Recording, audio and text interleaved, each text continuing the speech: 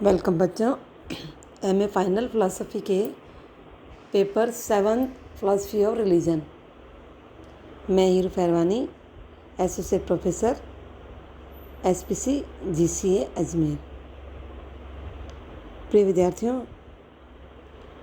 इस पेपर में चैप्टर धर्म का उद्भव और विकास पर हम चर्चा कर रहे हैं।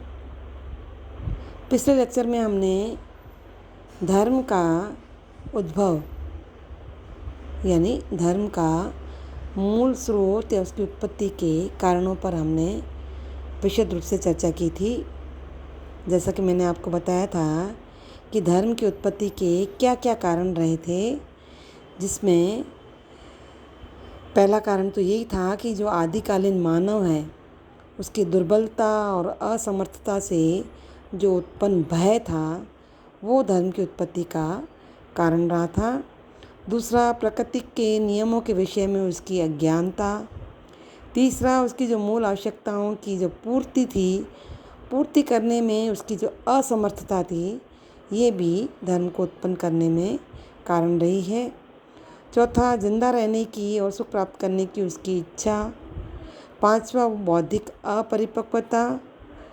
और इन सब के कारण जो अलौकिक शक्तियों की सत्ता में उसका जो विश्वास है और उस पर आश्रित रहने की जो उसकी मूल प्रवृत्ति रही है या मनोवृत्ति रही है, ये सभी धर्म की उत्पत्ति और उसके विकास के मूल कारण माने गए हैं। आज हम इसी के कंटिन्यूएशन में ही करेंगे। धर्म के मूल कारणों की विवेचना के बाद जो आदिम धर्म है उसके कुछ मूल रूपों पर विचार करेंगे। आदिकालीन मानव समाज में धर्म के जिन रूपों का आविर्भाव हुआ वे उसके आधुनिक विकसित रूप से बहुत ही अलग था। आदिम धर्म के इन रूपों में मूल रूप से सर्वात्मवाद, मानववाद और टोटमवाद का विशेष महत्व माना जाता है।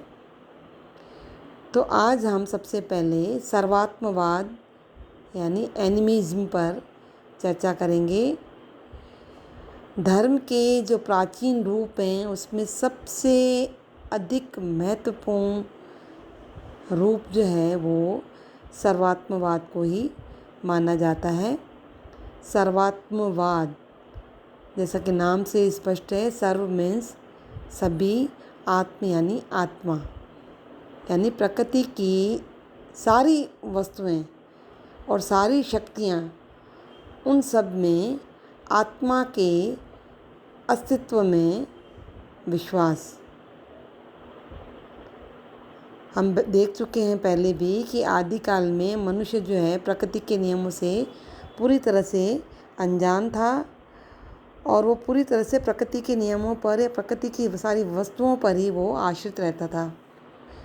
तो उसके लिए ये स्वाभाविक ही था कि वह प्रकृति की सभी वस्तुओं और शक्तियों को एक जैसा ही, अपने जैसा सजीव माने और उनमें भी उसी प्रकार की आत्मा की सत्ता की कल्पना करे जैसी आत्मा उसकी स्वयं की है। वो अपने अनुभव से जानता था कि कोई भी कर्म करने के लिए सजीव होना और किसी इच्छा से प्रेरित होना बहुत ही ज़रूरी है। और अपने इसी अनुभव के आधार पर उसने समस्त प्राकृतिक वस्तुओं और शक्तियों के सजीव होने और उनकी सारी क्रियाओं के ऐच्छिक होने की कल्पना की थी। उनका ये विश्वास था कि सूर्य है, चंद्रमा है, वायु है, नदियाँ हैं, वृक्ष हैं, पर्वत है, ये सभी प्राकृतिक शक्तियाँ और वस्तुओं में एक आत्मा का निवास रहता है जो अपनी इच्छा अनुसार ही सारी क्रियाएं करती है।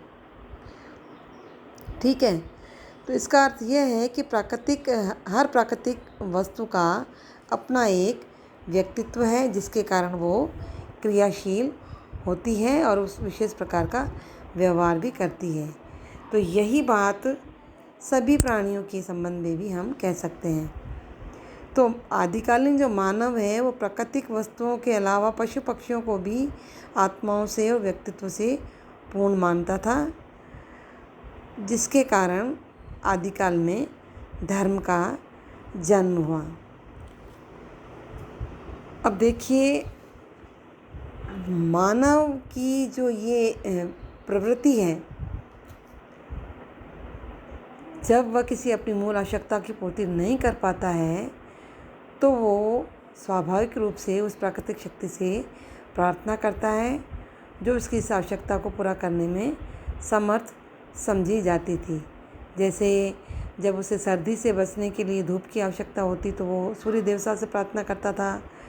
जब अपनी भूख मिटाने के लिए प्रार्थना करता तो वो वृक्षों से फल देने की प्रार्थना करता था। तो इस तरह से सारी प्राकृतिक शक्तियाँ जो हैं आदिकालीन मानव के लिए पूजा की वस्तुएं हो गई और उसने देवी देवताओं के रूप में उन्हें स्वीकार कर लिया। तो आदिकाल में मानव की इस प्रकृति पूजा के कारण ही धर्म की उत्पत्ति हुई और उसका प्राचीनतम रूप जो है वो सर्वात्मवाद था, जिसकी हम चर्चा कर रहे हैं अभी। ठीक है, सर्वात्मवाद के जो मुख्य प्रणेता रहे हैं वो हैं E.B. टाइटलर और J.B. फ्रेजर। इन्होंने धर्म की परिभाषा से ये स्पष्ट किया कि सर्वात्मवाद पर आधारित प्रकृति पूजा से ही धर्म का उद्गम हुआ है। मनुष्य की जो प्रतिकूल परिस्थितियाँ थी और प्रकृति के नियमों के संबंध में उसकी जो अज्ञानता थी, उसको ध्यान में रखते हुए हम ये कह सकते हैं कि उसके लिए प्रकृति पूजा केवल स्वाभाविक नहीं थी वरन अनिवार्य थी। समय के साथ साथ मानव जो है इस प्रकृति पूजा के साथ साथ अपने पूर्वजों की और कुछ पशुओं की भी पूजा करने लगा।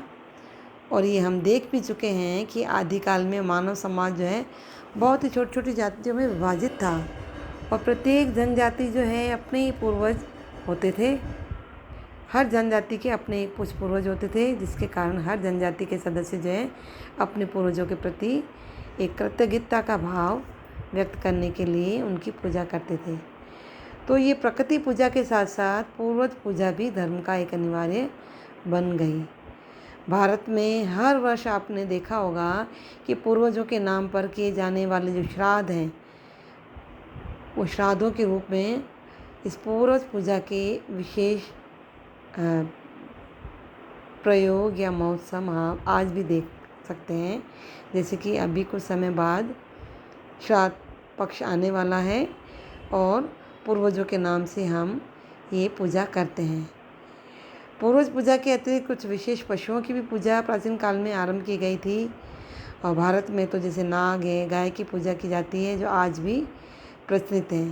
तो इस तरह से हम कह सकते हैं कि आदिकाल से ही प्रार्थना और उपासना का धर्म के साथ अनिवार्य एक संबंध रहा है जो आधुनिक विकसित धर्म में भी विद्यमान रहा है। तो सर्वात्मवाद की व्याख्या करते हुए हम ये कह चुके हैं कि आदिकालीन मानव जो है अपनी ही तरह सभी प्राकृतिक शक्तियों की, वस्तुओं की, पशु पक्षियों में भी आत्माओं की सत्ता को स्वीकार करता है। टाइटलर जो हैं सर्वात्मवाद की जो विवेचना करते हुए ये कहते हैं कि आदिम युग के मनुष्य द्वारा जो स्वप्न की संभावित व्याख्या पर आधारित एक प्रश्न है कि मनुष्य के मन में आत्माओं की सत्ता का ये विचार कैसे उत्पन्न हुआ। तो वो बता रहे हैं कि आदिम युग के मनुष्यों द्वारा जो स्वप्न की संभावित व्याख्या पर जो संभावित व्याख्या है उस पर ही आधारित उन्होंने ये प्रश्न बताया है या इसका उत्तर दिया है कि जिस तरह से आज हम स्वप्न देखते हैं उसी तरह से आदिकाल में भी मानव जो है स्वप्न देखता था, किंतु तब उसे स्वप्न के स्वरूप और कारण की कोई जानकारी नहीं थी। वह जब अपने मृत संबंधियों को स्वप्न में देखता था तो यही समझता था कि उसकी आत्मा ही स्वप्न में उसके साथ बातचीत कर रही हैं। तो अपने सपनों में अनुभूत इन तथ्यों के आधार पर आदिकालीन मनुष्य ने निश्चित रूप से एक धारणा बना ली कि शरीर से अलग भी आत्मा है और जो शरीर के नष्ट होने के बाद भी बनी रहती है। और इसी धारणा के कारण मानव समाज में शरीर से स्वतंत्र आत्मा का विचार उत्पन्न हुआ जो आज भी देखने को मिलता है। ठीक है, इसी तरह से प्राचीन काल में मनुष्य ने अपने अनुभव के आधार पर इस संसार के समान परलोक की भी सृष्टि की, जिसमें निम्न और उच्च स्तर की और अच्छी और बुरी दोनों ही प्रकार की आत्माएं निवास करती थी। महान आत्माओं को उन्होंने देव देवता मान लिया और उनकी पूजा अर्चना आरंभ कर दी, और जो उनकी मूल आवश्यकता की पूर्ति करता है और दुष्ट आत्माओं से उसकी रक्षा करता है। समय के साथ मनुष्य के अनुभव की व्यापकता के साथ साथ परलोकवासी जो है देवी देवताओं को और भूत पिशाचों की संख्याओं में भी मनुष्य ने बढ़ोतरी कर दी। जीवन के हर महत्वपूर्ण पक्ष के लिए पृथक देवी देवता की कल्पना कर ली गई, जिसे आज भी मानव समाज में किसी न किसी रूप में स्वीकार किया जाता रहा है। ठीक है, तो इसके अतिरिक्त सभी प्रमुख धर्मों में स्वर्ग और नरक की भी प्रकल्पना पाई जाती है, और उसका मूल आधार भी यही है कि जिस स्थान पर उसने सभी सांसारिक सुखों को प्राप्त होने की कल्पना की उसे स्वर्ग नाम दिया, और जिस स्थान पर उसने घोर यातनाएं और दुखों को भोगने की कल्पना की उसे उसने नरक नाम दिया। तो इन तथ्यों को ध्यान में रखते हुए कहना शायद अनुचित न होगा कि धर्म संबंधी जो सामान्य प्रचलित अवधारणाएं हैं उनका अंतिम आधार जो है किसी न किसी रूप में मानवीय अनुभव ही रहा है। ठीक है, तो सर्वात्मवाद जो है आदिम युग के मानव का जीवन दर्शन हो या न हो, किंतु इतना निश्चित है कि वह धर्म का एक महत्वपूर्ण रूप माना गया है। इस तरह से हम सर्वात्मवाद को धर्म के प्राचीनतम रूप में देख सकते हैं, जो आज भी संसार के अनेक भागों में रहने वाली कुछ आदिम जातियों में पाया जाता है। ठीक है, तो ये है आदिम धर्म के रूपों का पहला रूप या पहली अवस्था सर्वात्मवाद। नेक्स्ट चैप्टर में हम करेंगे मानववाद। Okay, thank you.